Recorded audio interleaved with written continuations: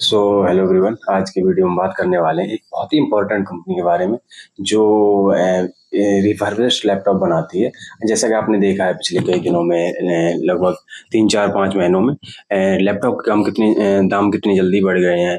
उसका कारण यही है कि सप्लाई कंस्ट्रेंट है और एआई के लिए जो एआई का बूम चल रहा है उसके लिए बहुत ज़्यादा चिप्स चाहिए होते हैं और बहुत ज़्यादा रैम वगैरह चाहिए होती है स्टोरेज के लिए। तो इस वजह से उसके दाम बढ़ रहे हैं और सप्लाई का भी कंस्टेंट है। तो दोनों को मिला के उस चीज़ के दाम बढ़ रहे हैं। ठीक है, डिमांड ज़्यादा है और सप्लाई कम है। तो इस वजह से आप देख रहे हैं कि लैपटॉप वगैरह के दाम बढ़ रहे हैं। तो ये कंपनी उसी का फ़ायदा उठाती है। ये कंपनी क्या करती है, जो पुराने लैपटॉप है वो लैपटॉप को रिपेयर करती है, उसे रिफर्बिश्ड करती है, उस पे वारंटी देती है, गारंटी देती है और फिर उसे बेचती है। ठीक है, तो ये इसका बिजनेस मॉडल है, सिंपल सा बिजनेस मॉडल है। तो ये इतना करती है। ठीक है, इन कंपनी का नाम है जीएनजी इलेक्ट्रॉनिक्स। ठीक है, तो ये कंपनी टोटल 46 कंट्रीज में सप्लाई करती है और 4900 टच पॉइंट है। ठीक है, 4900 टच पॉइंट से मतलब वहाँ से अपने लैपटॉप वगैरह बेचती है।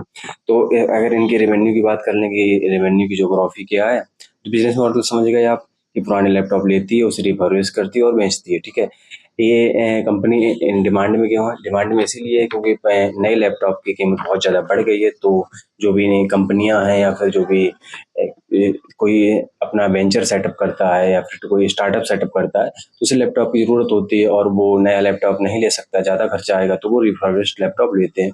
और इन्हीं से क्यों लेते हैं? क्योंकि ये उस पर टेस्टिंग उसकी करते हैं। ठीक है, उस पे वारंटी देते हैं 1 साल 2 साल 3 साल की तक, और इनका एक क्रेडिबिलिटी है कि हाँ हमारे लैपटॉप खराब नहीं होंगे और हमने अच्छे से इन पे क्वालिटी चेक किया है। ठीक है, तो इस वजह से इंडिया में इनका टोटल मार्केट मतलब 33% रेवेन्यू आता है, यूएस से 21% आता है, यूरोप से 20% आता है और यूएई से 12% आता है, बाकी के कंट्रीज से 14% आता है। ठीक है, तो ये है। अब इनके रेवेन्यू और मार्जिन की बात कर लेते हैं। जो रेवेन्यू इनका कंसोलिडेटेड लेवल पे 43% रेवेन्यू रहा है, और अगर फुल ईयर की बात करें तो 34% रहा है और ग्रॉस मार्जिन 20% के आसपास रहा है। ठीक है, रेवेन्यू टोटल 34% रेवेन्यू ग्रोथ रही है। ठीक है, रेवेन्यू 1891 करोड़ रहा है इनका फुल ईयर का। ग्रॉस मार्जिन 20% रहा है। टोटल ग्रॉस प्रॉफिट 380 करोड़ के आसपास रहा है और एबिटा इनका 10.5% है, अच्छे एबिटा मार्जिन है। और टोटल इसका पैट की बात करें तो पैट लगभग 132 करोड़ रहा है, जो कि 7% मार्जिन है इनकी। ठीक है, तो इनका ये हो गया। आरओई इनकी लगभग 25 26% के आसपास रही है, तो अच्छी आरओई है। इससे पहले और ज़्यादा आरओई थी, लेकिन इनकी इक्विटी डायल्यूटिव बेस बढ़ा तो इनकी आरओई थोड़ी कम आ गई है, लेकिन अभी भी 25 26% के आसपास आरओई है। तो आरओई अच्छी है। ठीक है, रेवेन्यू अच्छा है, ग्रॉस मार्जिन अच्छे हैं, पैट मार्जिन अच्छे हैं, सब कुछ बढ़िया है कंपनी के बारे में।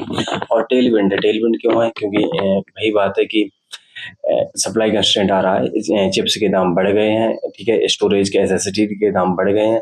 आप सोचो इतने दाम बढ़ गए हैं। जो एसएसडी जो रैम पहले, मैं पहले रैम की बात करूँ, जो रैम पहले अगर मान लो 1,000 रुपए की मिलती थी, तो आज वही रैम लगभग 3,000 रुपए की हो गई है। तो लगभग 3 गुना दाम बढ़ गए हैं। ठीक है, जो एसएसडी पहले लगभग 1,000 रुपए की मिलती थी, वो आज एसएसडी लगभग 2 ढाई हज़ार रुपए की मिल रही है। तो इनके स्टोरेज वगैरह के रैम के दाम बहुत ज्यादा बढ़ गए हैं। इस वजह से इस कंपनी को फायदा हो रहा है। तो फ्यूचर गाइडेंस और इनका ये फ्यूचर गाइडेंस का ये बोल रहे हैं कि हम 25% के आसपास रेवेन्यू करेंगे और मार्जिन में भी हमारा इम्प्रूवमेंट होगा 50 बेसिस पॉइंट का।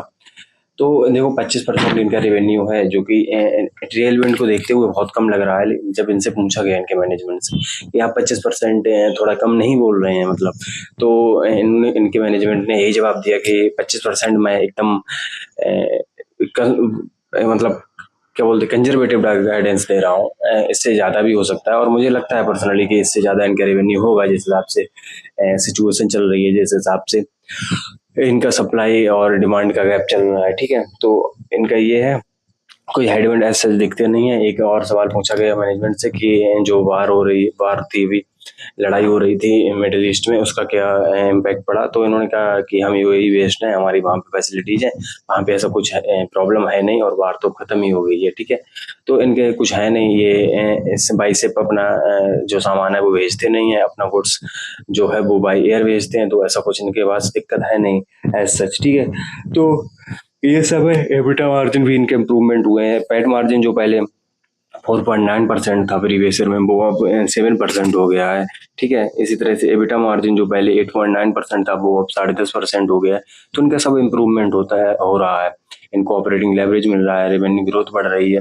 तो कंपनी ओवरऑल अच्छी है। ठीक है, आप इसे देख सकते हैं।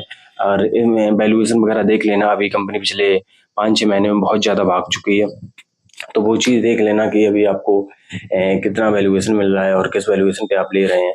ठीक है, तो उम्मीद है मतलब आपको वो चीज़ समझ आई होगी। इस कंपनी के बारे में बात करना था मुझे। तो ठीक है, फिर मिलते हैं किसी और वीडियो में। Thank you.